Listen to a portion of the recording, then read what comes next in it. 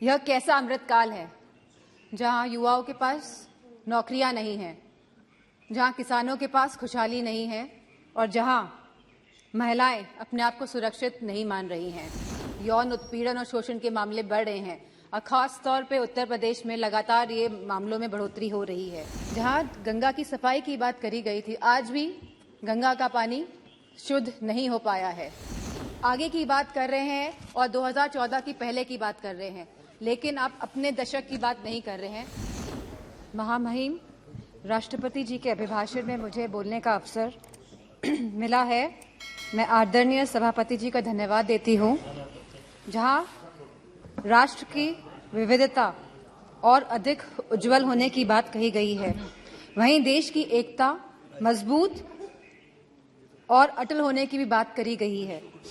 हम सभी सांसदगण इस बात को मानते हैं, इस बात से सहमत है, लेकिन लगभग एक दशक से जिस विश्वास के साथ देशवासियों ने 2 बार एक स्थिर सरकार चुनी है, जहां आत्मनिर्भर बनने की बात कही गई है, जहां भ्रष्टाचार मुक्त होने की बात कही गई है, जहां स्मार्ट सिटी की बात कही गई है, जहां कालाधन वापस लाने की बात कही गई है, वहीं आज हमारे समक्ष हिडनबर्ग की भी रिपोर्ट आई है, जहां मैं समझती हूं कि सरकार प्रतिबद्ध है देश के प्रति कि उसे जवाब देना पड़ेगा कि हिडनबर्ग की रिपोर्ट में क्या सच्चाई है। जहां हमारे किसानों ने 2014 में ये आस जागी थी हमारे किसानों की कि ये आप लोगों ने विश्वास दिलाया था कि उनकी आय 2022 तक दुगनी हो जाएगी।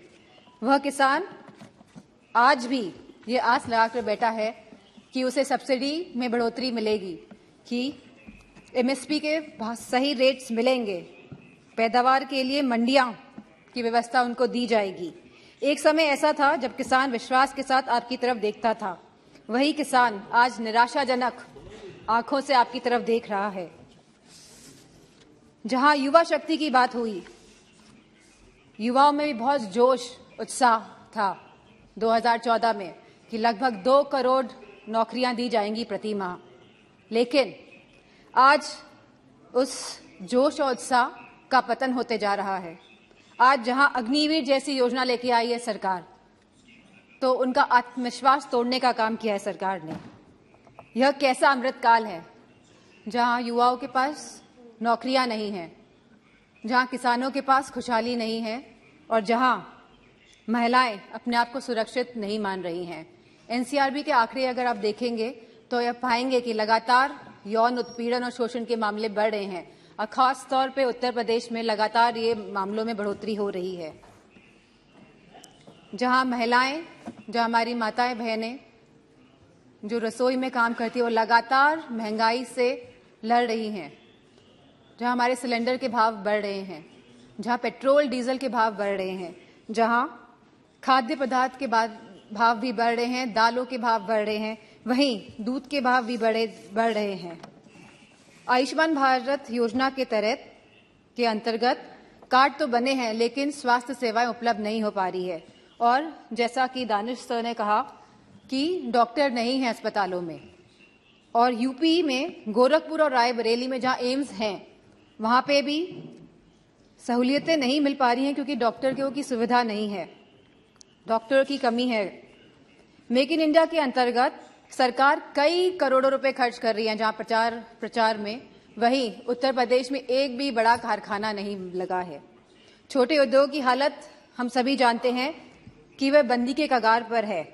वहीं सरकार लगातार आयात को बढ़ावा देकर अपने कुछ पूंजीपति दोस्तों को, अपने कुछ पूंजीपति मित्रों को आगे बढ़ाने का काम कर रही है। जीएसटी के नाम पर जहां बड़े बड़े उद्योगपतियों पे ईडी, सीबीआई और पॉलिटिशियंस पे भी छापे मारे जा रहे हैं, वहीं जीएसटी के नाम पे छोटे व्यापारियों को भी तंग किया जा रहा है।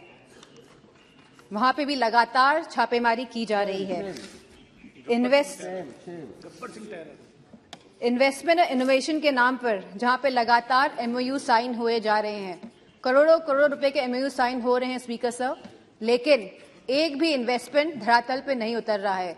जो सरकार यह दर्शा रही है कि हम स्वर्ण काल में जा रहे हैं, जो सरकार यह दर्शा रही है कि देश आगे बढ़ रहा है, तो मेरा मानना है जहां रोजगार नहीं है, और हम कभी गरीबी नहीं हटा सकते जब तक हम लोग रोजगार अपने युवाओं को नहीं दे पाएंगे। महामहिम राष्ट्रपति जी ने कहा कि सबका विकास और सबका साथ की बात भी करी है, लेकिन उत्तर प्रदेश में नियुक्तियों में सबसे ज्यादा भेदभाव भाजपा की सरकार में हुआ है। यदि कुलपतियों और प्रोफेसरों की नियुक्ति को देखा जाएगा तो सभी वर्गों को सम्मान नहीं मिला है। जहां राष्ट्रपति जी ने अनुसूचित जाति, जनजाति, पिछड़ा वर्ग, अति पिछड़ा वर्ग की भी बात करी है, लेकिन जातिगत जनगणना की बात नहीं हुई है। अगर हमें सही मायनों में अनुसूचित जनजाति, अनुसूचित जाति, पिछड़ा वर्ग, अति पिछड़ा वर्ग लोगों को सम्मान देना है, उनको हक और सम्मान देना है, तो हमें जातिगत जनगणना पर भी बात करनी चाहिए। इसी के साथ जहां कहा गया था कि नमामि गंगे, जहां गंगा की सफाई की बात करी गई थी, गंगा में क्रूज चलाने की कभी बात नहीं करी गई थी। जहां गंगा की सफाई की बात करी गई थी, आज भी गंगा का पानी शुद्ध नहीं हो पाया है, क्योंकि जब काली नदी और यमुना का गंदा पानी गंगा में जाएगा, जब तक ये नदियां शुद्ध नहीं होंगी तब तक गंगा का पानी भी साफ नहीं हो सकता है। तो मेरा मानना है कि सरकार संवेदनशील नहीं है इन मामलों को लेके, और जहां सरकार कोविड की बात करती है, अपनी पीठ थपथपाती है लगातार, वहीं पे हम सभी जानते हैं कि कोविड में क्या स्थिति हुई थी भारत की। जहां सरकार ने एक तरफ कलकत्ता के चुनाव कराए थे, वहीं उत्तर प्रदेश में भी देखा गया था कि सरकार परिजनों को जलाने के लिए लकड़ी तक उपलब्ध नहीं करा पाई थी। तो मेरा मानना है कि जो आप स्वर्ण भारत की बात कर रहे हैं और आने वाले 25 सालों की बात कर रहे हैं, आप बीते हुए एक दशक की बात नहीं कर रहे हैं, जहां आप लगभग 10 साल का आप अपना टेन्योर, अपना काल खत्म करने जा रहे हैं। लेकिन आप जो आगे की बात कर रहे हैं और 2014 की पहले की बात कर रहे हैं, लेकिन आप अपने दशक की बात नहीं कर रहे हैं। तो इन्हीं शब्दों के साथ मैं अपनी बात को खत्म करना चाहूंगी और आदरणीय स्पीकर साहब को धन्यवाद देना चाहूंगी।